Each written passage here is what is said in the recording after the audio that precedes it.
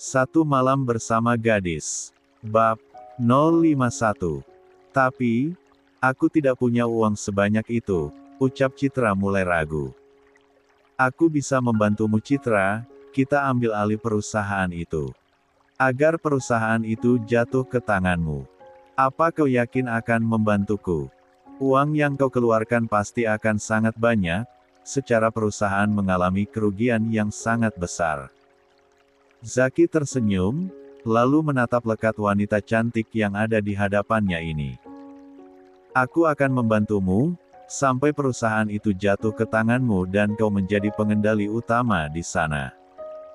Kau bisa menempatkan putramu Damian di perusahaan, sebelum anak Deo yang lain akan dengan senang hati mengambil alih perusahaan itu. Tidak.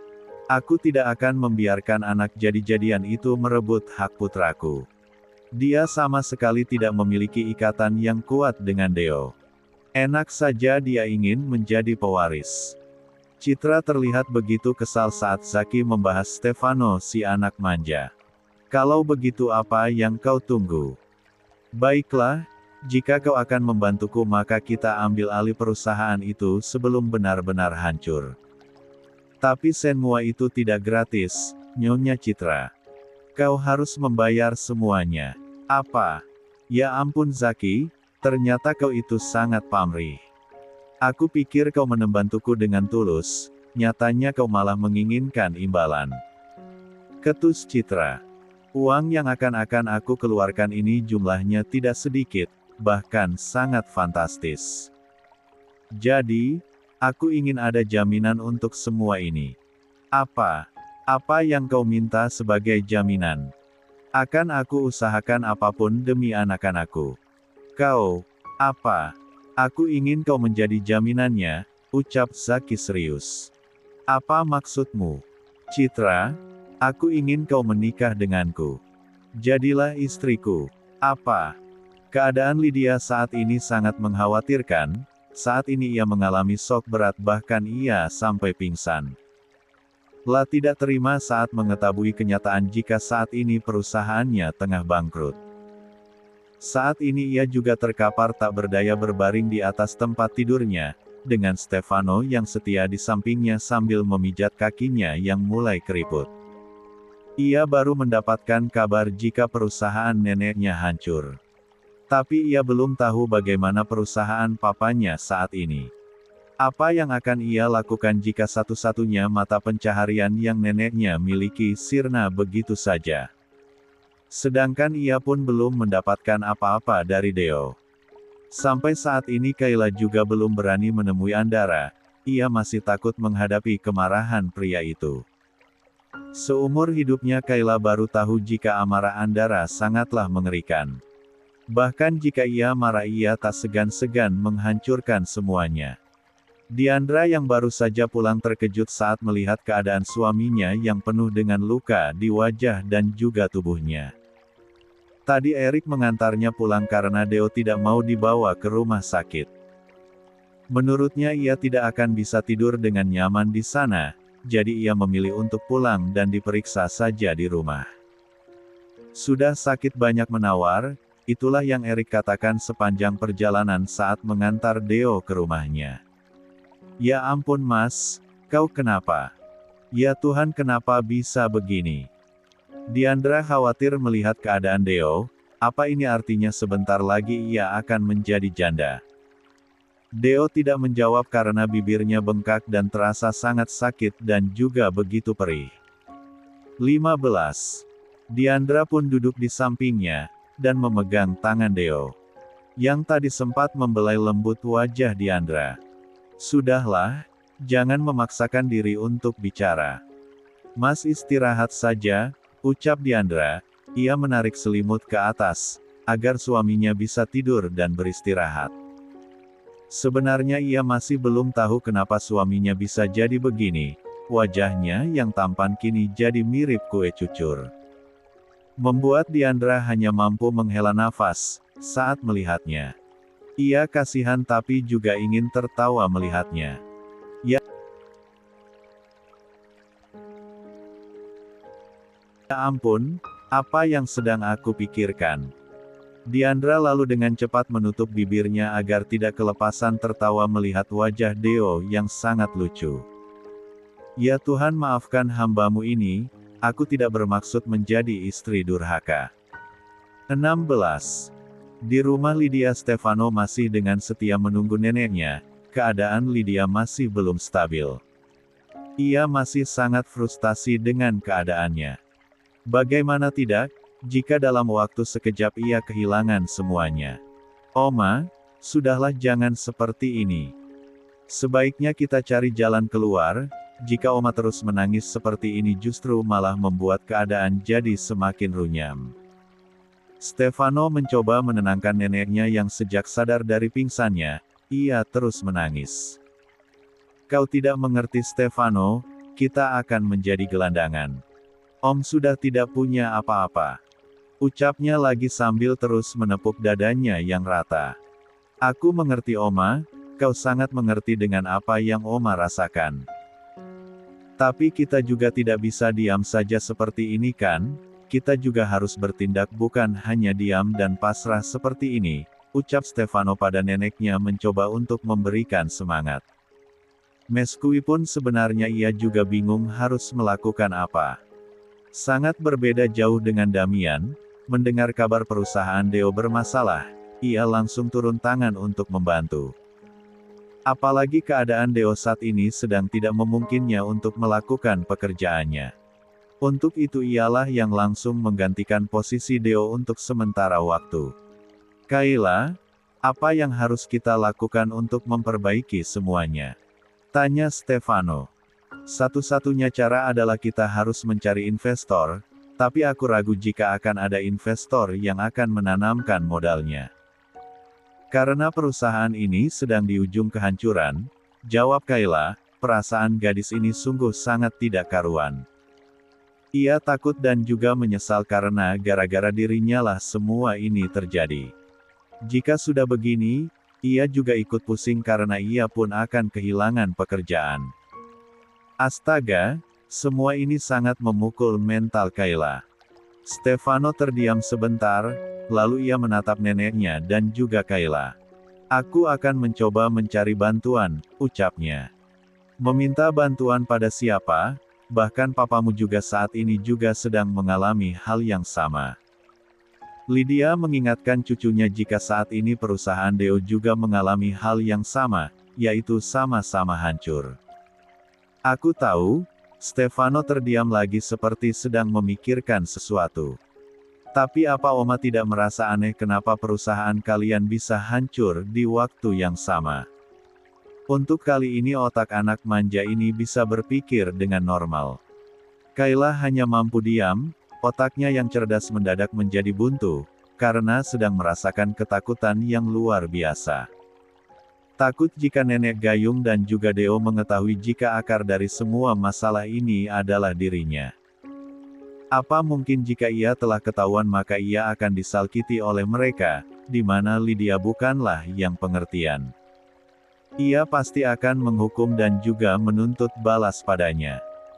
Lydia pun lalu menegakkan duduknya dan mencoba untuk berpikir, memang benar apa yang dikatakan oleh Stefano jika hal buruk ini tiba-tiba saja terjadi di waktu yang sama.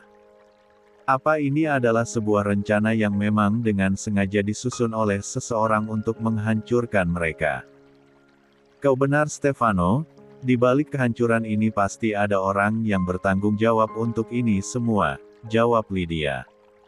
Kayla hanya mampu menyimak saja perbincangan mereka. Semua yang terjadi hari ini memang Andaralah pelakunya. Namun, di balik itu semua Kayla adalah pemantik utama dari masalah ini. Ia pun tidak pernah menyangka jika efeknya akan sefatal ini. Ia hanya berpikir jika Andara hanya akan memaki Lydia dan juga Deo, tapi justru yang dilakukan lebih dari itu. Aku tahu siapa orang yang mampu melakukan semua ini. Ucapan Stefano sukses membuat jantung Kayla 17. Hampir saja berhenti berdetak. Siapa? Tanya Lydia. Andara? Memangnya siapa lagi yang memiliki kekuatan yang kuat di dunia bisnis selain dirinya?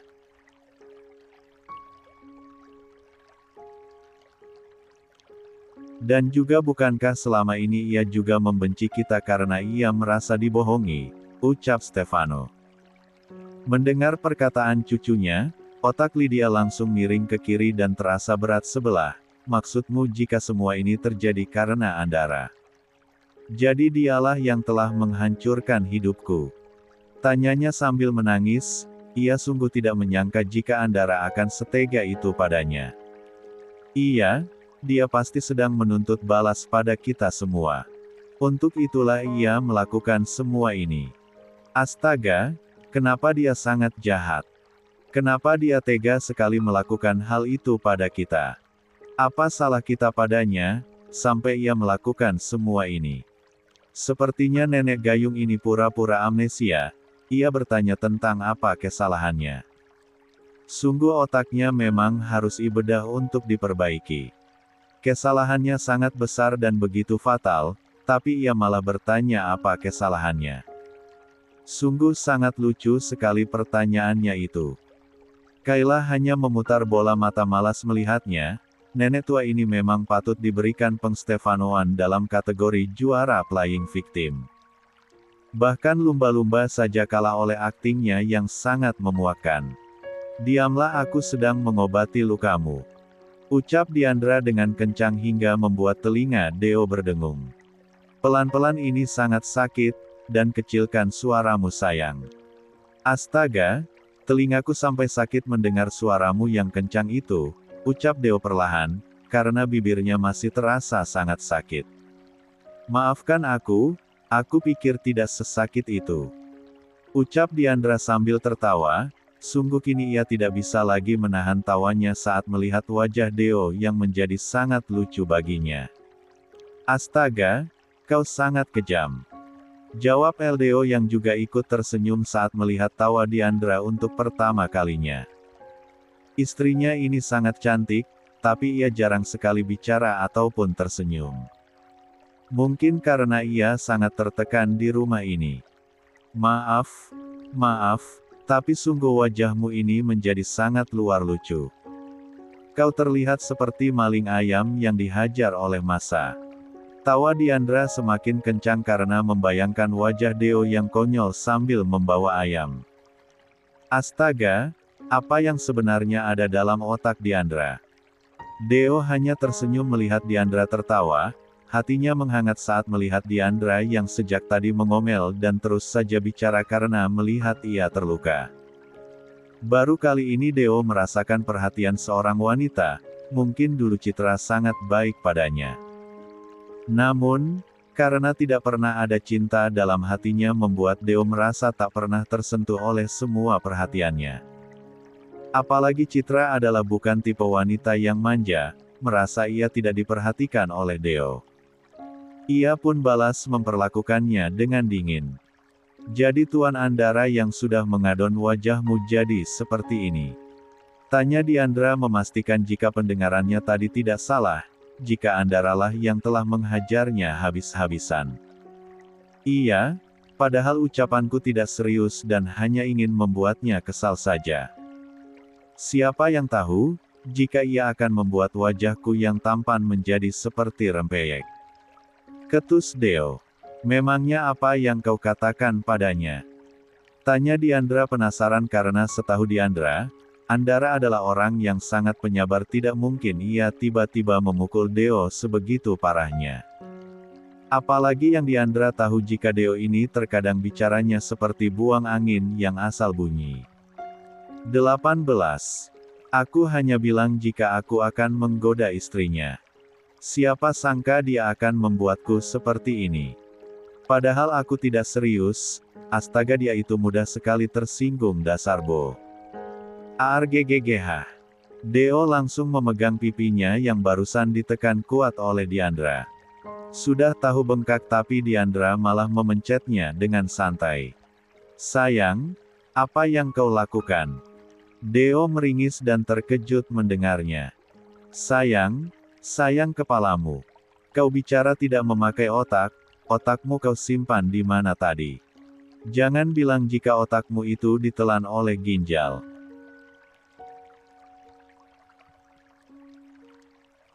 Astaga, Pantas saja Tuan Andara menghajarmu habis-habisan. Mulutmu saja tidak disiplin. Bicara seenaknya tentang menggoda istri orang. Jika ada yang menggoda istrimu, apa kau juga akan diam saja? Teriak Diandra. Deo bahkan sampai memundurkan kepala, untuk menjaga indera pendengarannya, supaya tetap dalam keadaan aman. Ia takut telinganya yang normal terkejut saat mendengar suara Diandra yang seperti speaker rusak. Jawab, apa kau akan diam saja jika ada yang menggoda istrimu? Emosi Diandra, ia bahkan sampai bertolak pinggang memarahi suaminya yang mesum. Iya, tidak. Jawab Deo saking gugupnya bicara dengan Diandra. Ia tidak pernah menyangka jika istrinya yang judes ini ternyata sangat galak. Dasar otak udang. Apa? Deo sampai mengusap dada melihat kelakuan Diandra. Baru kali ini ia dimarahi wanita dan ia hanya diam saja. Deo takut jika ia balik marah, maka ia akan ditinggalkan. Sejak Stefano sudah tidak tinggal di sana, rumah itu terasa sangat nyaman dan menyenangkan. Tidak ada lagi orang yang selalu mengganggu Alana dan mencoba untuk menggodanya. Alana sedang memainkan ponselnya sedari tadi. Ia sedang melihat artikel-artikel tentang seputar kehamilan. Alana memang sangat antusias menyambut kehamilannya ini. Ia selalu mencari informasi tentang seputar ibu dan bayi. Sedangkan Andara, pria itu kini sedang membereskan pekerjaannya yang tertunda. Tiba-tiba pelayan datang menemui Andara dan juga Alana di ruang keluh Stefano. Maaf Tuan dan Nona, di depan ada tamu yang ingin bertemu, ucap pelayan itu dengan sopan. Tamu? Siapa? 19. Rupanya malam itu Andara dan Alana dikejutkan dengan kedatangan trio bebek. Stefano, Lydia dan juga Kayla yang datang menemuinya. Andara dan Alana hanya tersenyum melihat kedatangan mereka dengan mimik wajah yang menggemaskan untuk ditendang. Wow, lama tidak berjumpa kau semakin seksi saja nenek, ucap Alana. Tatapan maut si nenek gayung pun langsung ditujukan pada Alana. Ia tidak terima jika dikatakan semakin seksi, karena pada kenyataannya tubuhnya sangat rata atas bawah. Sungguh fitnah yang diucapkan oleh Alana itu sangatlah kejam. Ada apa kalian datang kemari? Tanya Andara santai sambil terus melanjutkan pekerjaannya kembali. Papa jangan pura-pura, pasti papa kan yang sudah menghancurkan perusahaan Oma. Tanya Stefano langsung pada intinya, rupanya si anak manja tidak bisa basa-basi. Andara lupa jika mantan anak angkatnya itu minim attitude. Andara menghentikan gerakan tangannya yang sedari tadi sedang mencari-cari di atas keyboard. Lalu ia menatap Stefano dengan tatapan yang entahlah. Sangat sulit dijabarkan. Sepertinya kau lupa, jika aku ini bukan papamu. Apa perlu aku ingatkan jika kau hanya anak selingkuhan yang tumbuh menjadi ular berbisa? Pungkas Andara. Wajah Stefano kini langsung memerah menahan marah. Ia tahu jika ia memang anak selingkuhan, tapi jika dikatakan langsung seperti itu hatinya begitu nyeri. Ia merasa begitu hina di mata Andara. Namun, bukan maksud Andara untuk menghina Stefano. Seseorang tidak bisa menentukan dari siapa ia dilahirkan. Jika bisa mungkin mereka tidak pernah ingin dilahirkan oleh orang tak punya. Dan ingin dilahirkan secara terhormat. Akan tetapi, sikap Stefano yang tidak tahu malu serta bersikap kurang ajar pada Andara, juga yang menginginkan seluruh harta Andara jatuh ke tangannya, membuat Andara tidak bisa menahan amarahnya. Lah begitu tulus menyayangi Stefano, tapi apa yang anak itu lakukan? Lah malah dengan mudahnya mengumpat dan menghina Andara, orang yang telah merawatnya dan juga membesarkannya sedari ia bayi. Ia bahkan tidak segan-segan akan menyingkirkan Andara agar seluruh hartanya jatuh ke tangannya. Andara juga bahkan rela tidak menikah lagi hanya karena ingin membuat hidup Stefano bahagia, dan tidak kekurangan apapun termasuk kasih sayangnya. Andai saja Stefano bisa bersikap lebih baik dan bisa menghormatinya sebagai seorang ayah, mungkin Andara tidak akan melakukan hal itu padanya. Meskipun ia tidak akan menjadi pewaris, tapi setidaknya Stefano akan mendapatkan hak dan juga kehidupan yang layak sebagai anak angkatnya. Tapi melihat sikap Stefano yang seperti itu, sama sekali tidak membuat Andara ingin memberikan sepeser pun uang yang ia miliki untuk Stefano. Lah tidak sudi hartanya dimakan oleh anak tak tahu diuntung sepertinya. Andara, sekarang katakan pada kami. Apa benar kau yang telah melakukan kejahatan ini? Apa kau yang telah menjadi perusahaanku hancur? Tanya Lydia dengan raut wajah yang begitu sedih. Sayangnya ekspresi Lydia yang seperti itu justru terlihat memuakan di mata Andara. 20. Benar, akulah yang menghancurkan perusahaanmu. Kenapa? Apa ada masalah? Tanya Andara santai. Mudah sekali ia mengatakan jika apa yang dilakukan oleh Andara adalah kejahatan. Lalu apa yang mereka selama ini? Apa? Stefano dan Lydia begitu terkejut mendengarkan penuturan dari Andara, yang mengatakan jika ialah pelaku yang telah menghancurkan perusahaannya, sampai hancur sehancur-hancurnya. Padahal saat itu Stefano dan juga Lydia berharap jika Andara menyangkal apa yang Lydia tanyakan. Namun, nyatanya Andara malah menjawab pertanyaan Lydia dengan begitu tenang. Kenapa wajah kalian terlihat terkejut seperti itu? Padahal baru perusahaan saja yang aku hancurkan, belum hidup kalian. Ucapan Andara penuh penekanan. Andara, bukankah kau pernah mengatakan jika kau menganggapku sebagai ibumu? Lalu apa yang kini telah kau lakukan kepadaku? Kau malah menghancurkan hidupku, perasaanku, dan semua impianku. Lydia mulai meraung. Dan aku menyesal pernah mengatakan hal itu padamu. Aku menyesal karena telah menganggap seekor ular berbisa sepertimu sebagai seorang ibu. Hardik Andara.